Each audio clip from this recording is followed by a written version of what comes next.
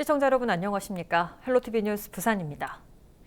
곧 개학입니다. 지난해는 코로나19 여파로 제대로 등교도 못했었는데요. 올해는 매일 등교가 가능할까요? 장보영 기자가 취재했습니다. 부산의 사회적 거리두기가 1.5단계로 하향됐지만 교육청은 오는 28일까지 전교생의 3분의 1이 등교하는 방침을 유지하기로 했습니다. 개학 전주에 다시 한번 등교 비율을 조정할 예정인 가운데 교육청은 신학기부터 보육이 필요한 유치원생과 초등학교 1, 2학년의 등교 수업을 확대할 방침입니다. 거리두기 2단계까지 매일 등교가 가능합니다. 또 소규모 학교도 2.5단계까지는 등교 여부를 자율적으로 결정할 수 있습니다. 소규모 학교는 전교생 400명 이하이면서 한 학급당 학생이 25명 이하인 곳으로 기준이 완화됐습니다. 쌍방향 실시간 소통을 위한 원격 수업 내실 다지기도 계속됩니다. 선생님이 일방적으로 좀 지식을 전달하는 이런 수준에서 쌍방향 소통을 했다면 원래는 학생들이 모든 형태든 다양한 형태로 참여하는 방식으로 쌍방향 실시간 수업을 하는 걸 목표로 하고 있고, 갑작스럽게 시행된 원격 수업으로 어려움이 많았던 정보화 소외계층을 위한 지원책은 더 촘촘해졌습니다. 접속 방법 교육과 함께 수업에 사용할 태블릿 PC를 2만여 대에서 더 늘리고 인터넷 통신비도 지원합니다. 원격 수업 중 급식이 필요한 학생이 있을 경우 급식실을 따로 운영하는 방안도 검토 중입니다. 집에서 보살펴 줄 수 있는 가족이 있는 경우는 괜찮은데 그렇지 않을 경우가 사실은 문제고, 현실에 맞게 우선 수요 조사를 하고 그걸 제공할 수 있는 여건이나 이런 걸 학교 구성원들이 충분히 같이 고민해서 방법을 찾아보도록 하겠습니다. 계획대로 다음 달 2일부터 신학기가 시작됩니다. 교육청은 일선 학교에 마스크 100만 장을 보급하고 매월 3,000명을 동원하는 방역으로 코로나19로부터 안전한 학교 만들기에 더욱 집중할 계획입니다. 헬로티비 뉴스 장보영입니다. 코로나19의 확산으로 잠정 연기됐던 해운대 비축제 불빛이 켜졌습니다. 관광객과 시민들에게 작은 위로를 전하고 지역 상권을 살리기 위해 어렵게 불을 밝히기로 결정한 건데요. 해운대 백사장과 구남로에 희망의 빛이 스며들며 오랜만에 활기를 되찾고 있습니다. 차선영 기자가 현장 전해드립니다. 해질녘 수평선 위로 노을이 지고 하늘의 은하수가 해운대 백사장에 내려앉은 듯 파란 물결이 넘실댑니다. 빛으로 표현된 해운대 파도, 백사장 위로는 빛고래가 나타나 자유롭게 유영합니다. 지난해 잃어버린 사계절은 해운대 백사장에서 빛으로 재탄생했습니다. 관광객과 시민들은 생각지도 못한 빛을 향연해 큰 선물과 위로를 받은 기분입니다. 여러 가지로 이제 코로나 때문에 힘들잖아요. 그래서 이제 계속 애들도 힘들고 할 것 같아서 그냥 이제 이쪽으로 이렇게 여행으로 오게 됐는데 사계절 나타내고 고글에도 이렇게 있고 해서 너무 좋더라고요. 구남로에는 2020년 길고 긴 어두운 터널을 지나 2021년 빛의 터널로 향하는 길이 만들어졌습니다. 빛으로 감싼 거리의 나무들은 새로운 희망을 이야기하는 듯 반짝입니다. 골목골목마다 빛의 물결이 넘실대는 장관이 연출되면서 관광객들로 구남로는 오랜만에 활기를 되찾았습니다. 작년 5월달에 축제 안 했지. 여름 해수욕 딱 하루 하고 끝났어. 태풍에 뭐 비에 그래갖고 다 떠들어갔지. 기대 많이 3월 말까지 너무 행복하지. 뭐 정부에서 지원 300만 500만에 소용없고 우리는 장사 한 달만 해도 행복하다고 생각해야지. 지난해 11월 말 해운대 비축제를 위해 설치가 완료됐지만 코로나19 확산에 불을 켜지 못했던 상황. 사회적 거리두기가 1.5단계로 완화되면서 지역 상권을 살리기 위해 어렵게 불을 밝히기로 결정됐습니다. 그동안에 코로나19로 인해서 마음의 상처를 받으신 분, 그리고 또 소상공인들이나 또 중소상인들께서는 그동안에 많은 경제적 어려움이 있지 않았습니까? 이 희망의 빛을 통해서 그간에 어려웠던 코로나19 함께 극복해내기를 간절히 소망합니다. 해운대 빛축제는 오는 3월 28일까지 해운대 해수욕장과 구남로 광장, 해운대 시장 일대에서 해운대 희망의 빛 이야기를 주제로 펼쳐집니다. 관람객 간 접촉을 줄이기 위해 행사장은 일방 통행으로 운영되고 모래사장 보행로는 지난해 대비 1.5배 이상 넓어졌습니다. 또 곳곳에 방역 인력과 자원봉사자 등 60여 명이 배치됐고 구남로 광장 입구와 해운대 해수욕장 출입구에는 전자 출입 명부와 발열 체크 시스템이 운영됩니다. 잠정 연기된 지 80여일 만에 해운대 빛축제 이 희망의 빛 이야기가 시작됐습니다. 시민들의 마음에도 또 큰 어려움을 겪었던 상인들의 마음에도 희망의 빛이 물들길 기대해봅니다. 헬로티비 뉴스 차선영입니다. 기장군 장안읍 일원에 동남권 의과학산단이 조성 중입니다. 꿈의 암 치료기를 비롯해 방사선 기술 산업이 집적화된 인프라가 구축될 예정인데요. 부경대와 동남권 원자력의학원이 방사선 의과학 분야 공동 연구와 인력 양성을 위해 손을 잡았습니다. 차선영 기자입니다. 부경대학교와 동남권 원자력의학원이 방사선 의과학 분야 공동 연구와 인력 양성에 힘을 모으기로 했습니다. 지난 6월 부경대와 부산시 기장군이 방사선 의과학 분야 발전에 협력하기로 한 데 이어 방사선 의과학 분야를 부산이 주도하기 위한 본격적인 행보가 시작된 겁니다. 양 기관은 앞으로 연구와 강사 인력을 교류하고 지역 거점형 혁신 의과학자 등 전문 인력 양성 과정을 공동으로 기획해 추진할 계획입니다. 부경대학교의 방사선 특성화된 의과학 분야의 이제 의과대학 설립은 종합병원이라는 개념보다는 특화된 방사선 의과학을 지금까지 하고 계시는 동남권 의과학원과 협약을 체결해서 연구와 함께 인력 양성을 공동으로 하고자 하는 그런 취지가 있습니다. 현재 동남권 의과학 산업단지에서는 수조 원대 규모의 방사선 의과학 분야 인프라가 구축되고 있습니다. 이제는 방사선 분야의 연구와 관련 인재의 양성이 필요한 상황. 이날 두 기관의 협약 체결로 부산의 미래 먹거리 산업의 핵심인 방사선 의과학 분야의 신성장 산업을 만들어낼 수 있는 추진 동력을 얻게 됐습니다. 방사선 관련해서 이렇게 집적화되어 있는 산업단지는 세계 어디에도 없습니다. 좋은 인프라를 구축해서 산학 연계해서 인재 양성과 또 좋은 일자리 창출에 시너지 효과를 내야 된다고 봅니다. 한편 동남권 의과학산단은 기장군 장안읍 일원 147만 8,772제곱미터 부지에 꿈의 암 치료기라고 불리는 중입자 가속기를 비롯해 동위원소를 활용한 융합센터 등 방사선 기술 산업을 집적화한 산업단지로 조성 중이며 올해 12월 산업단지 전체 준공을 목표로 하고 있습니다. 헬로티비 뉴스 차선영입니다.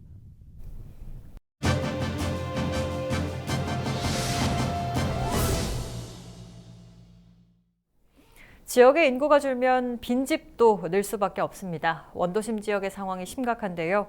특히 무허가 노후주택이 골칫거리라고 합니다. 관리에 사각지대에 놓여 있다 보니 주민들의 안전까지 위협하고 있지만 뚜렷한 대책은 나오지 못하고 있습니다. 지역의 흉물이 된 빈집, 그 실태를 현장 점검 360도에서 짚어봅니다. 안수민 기자입니다. 우리 집 뒤에 그것도 빈집이고 몇 년 됐어요. 말도 못해. 시래기 구득이라 시래기 구득.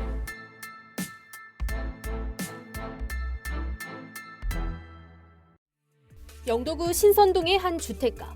주택 수채가 폭격을 맞은 듯 폐허가 됐습니다. 지역에서 재개발이 추진된 지 10년여. 고령화로 살던 사람이 떠나고 인구가 준데 더해 투자 목적 등으로 집이 거래되면서 소유주는 있지만 사는 사람은 없는 빈집이 꾸준히 늘었고 동네는 유령 마을이 됐습니다. 지역에 남은 주민들은 방치된 빈집 때문에 하루하루가 불안합니다.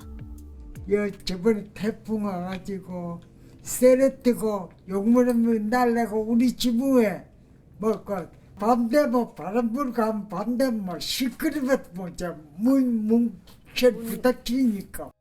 청학동에서도 빈집은 쉽게 찾아볼 수 있습니다. 지붕과 담벼락이 내려앉아 안과 밖의 구분이 사라진 주택.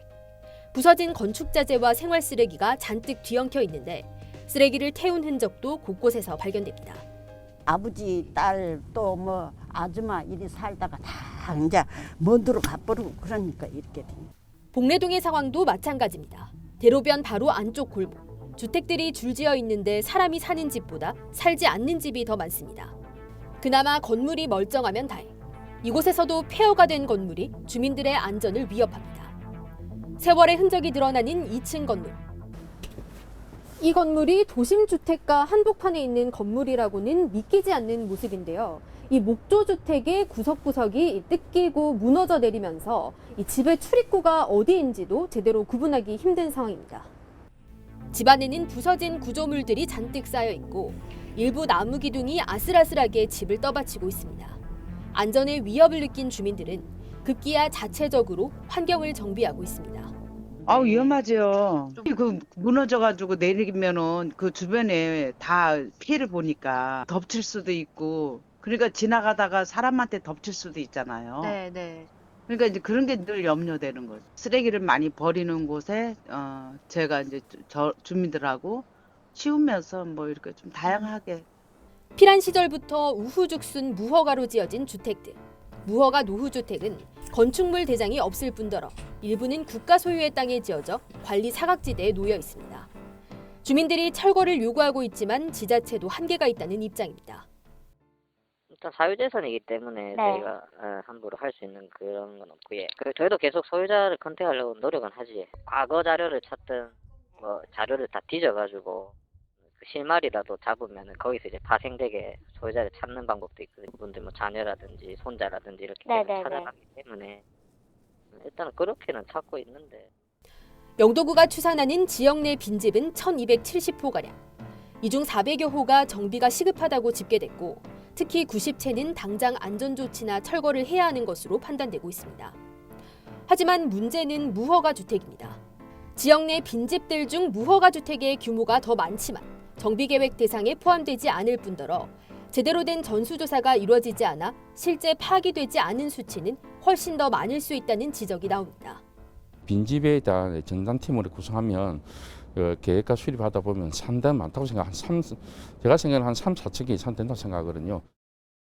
빈집 실태 조사는 사유재산인 무허가 주택이 빠져있어 사실상 반축 자리에 불가능합니다. 시설물 안전 및 유지관리법의 전체 면적 5,000제곱미터 이상이면서 사용승이 15년이 경과된 다중이용시설이거나 16층 이상 규모의 건물만 안전진단 대상이어야 하는 터라 원도심 지역 건물들은 대다수가 공동화 및 슬럼화로부터 사전 예방되기 어려운 구조로. 이런 가운데 최근 영도구 의회에서는 구청이 보다 적극적으로 빈집 정비에 나설 수 있도록 돕는 조례를 제정했습니다. 빈집 문제 해결에 행정력과 비용을 투입할 수 있는 근거를 마련한 건데 특히 정비 필요성이 큰 경우 지자체가 직권으로 집을 철거하고 구상권을 청구할 수 있도록 하는 내용이 포함됐습니다. 사고 발생 전 선제적인 조치로 붕괴 사고 등을 예방할 수 있고 또 사고가 발생한 뒤 복구 작업에 소요되는 지자체 예산을 절감할 수 있다는 취지에서입니다. 붕괴되면 어쩌지 그 옆에 주택에 피해를 주다 보면 가능성은 1차적으로 먼저 언급으로 정비 사업을 합니다. 정비를 하다 보면 그 예산 부분이 또 구에서 재정이 열악한 환경에서도 이 정비 마련하기 위해서는 옛날 구상권에서 정비 하기 위해서 대지핑이 필요하다고 생각합니다. 그래서 정비 넣었습니다. 급격한 인구 감소를 겪고 있는 원도심에서 빈집 문제는 더욱 심화될 것으로 예상됩니다. 지역의 슬럼화를 막기 위해 지금부터 중요한 것은 빈집 관리에 대한 지자체의 의지와 실행력입니다. 헬로티비 뉴스 안수민입니다.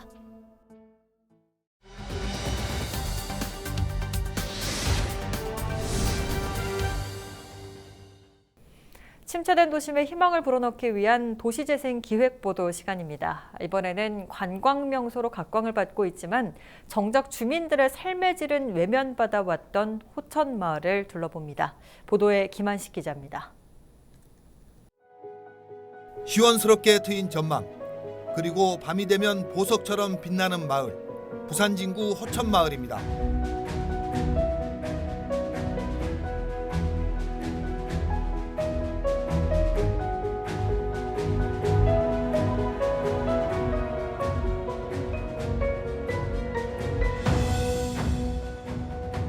바다처럼 펼쳐진 낮은 지붕들과 우뚝 솟아오른 부산항대교가 한눈에 들어옵니다.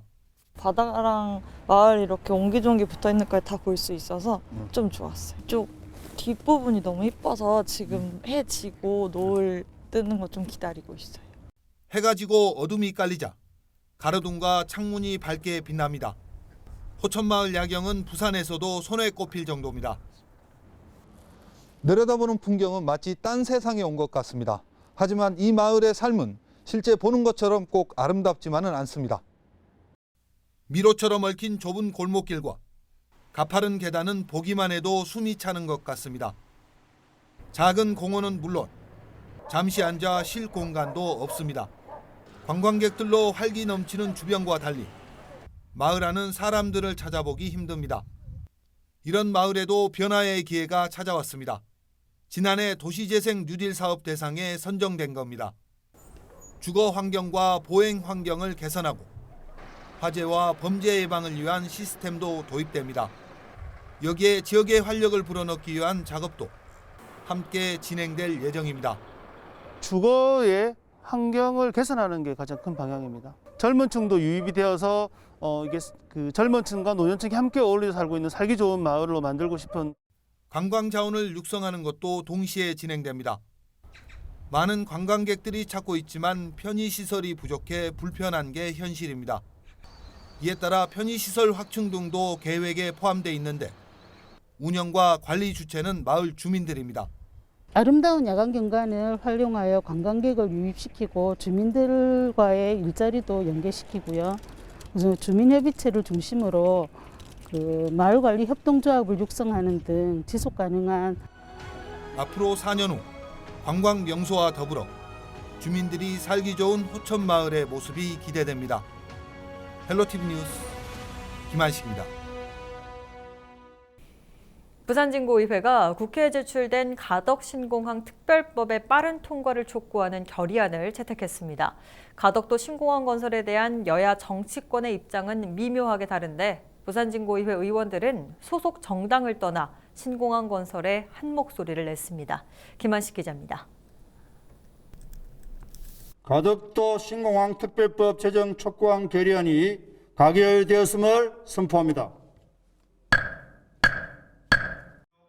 부산진구의회가 가덕도 신공항 특별법 제정을 촉구하는 결의안을 채택했습니다. 한일태 의원이 대표 발의한 결의안에 의원 5명이 서명했고 만장일치로 통과시켰습니다. 채택된 결의안에는 동남권 발전과 경제 활성화를 위한 부울경 800만 시민들의 염원이 담겼습니다.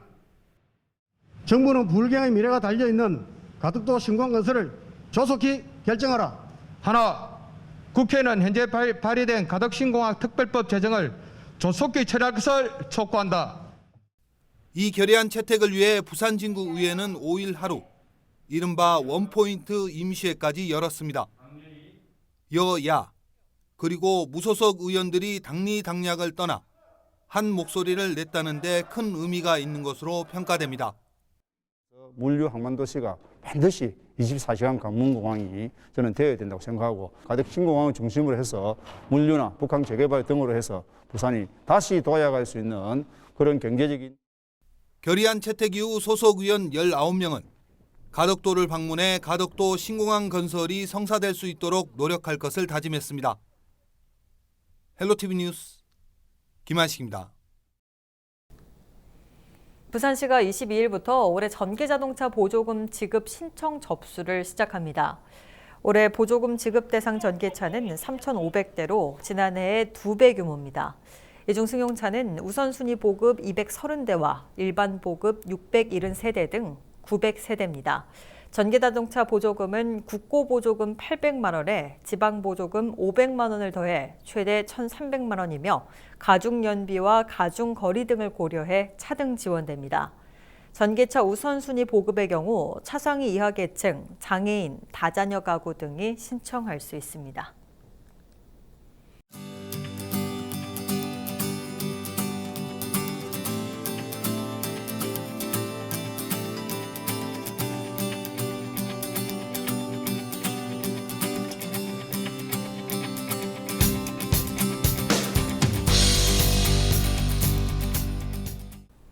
이상으로 뉴스 마칩니다. 저희는 언제나 지역 주민 여러분 곁에 있겠습니다. 고맙습니다.